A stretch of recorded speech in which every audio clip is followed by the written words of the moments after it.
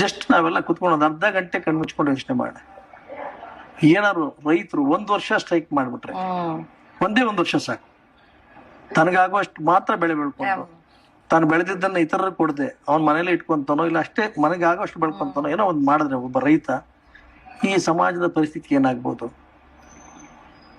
ನಮಗೆ ಬೇಡದೇ ಇರ್ತಕ್ಕಂತ ವಸ್ತುಗಳಿಗೆಲ್ಲ ಒಂದು ನಿಗದಿತವಾದ ವ್ಯಾಲ್ಯೂ ಇದೆ, ಆದ್ರೆ ಅತ್ಯಂತ ಅವಶ್ಯಕತೆ ಇರ್ತಕ್ಕಂಥ ವಸ್ತುಗೆ ವ್ಯಾಲ್ಯೂ ಇಲ್ಲ. ಅದನ್ನ ಉತ್ಪಾದನೆ ಮಾಡಿದ ಮನುಷ್ಯನ್ ಕೂಡ ವ್ಯಾಲ್ಯೂ ಇಲ್ಲ. ನನ್ನ ಪ್ರಕಾರ ರೈತ ಯಾವ ರೀತಿ ಇರಬೇಕು ಅಂದ್ರೆ ನನ್ನ ಕನಸು, ಅವ್ನು ಬೆಳೆ ಬೆಳಿಬೇಕಷ್ಟೇ, ಬೆಳೆ ಬೆಳೆದು ಕೊಟ್ಟಿದ್ದನ್ನ ಅಲ್ಲಿಂದ ಪ್ರಕ್ಯೂರ್ ಮಾಡಿ ಜನಗಳಿಗೆ ತಲುಪಿಸ್ತಕ್ಕಂಥ ಕೆಲಸನ ಸರ್ಕಾರಗಳು ಮಾಡಬೇಕು.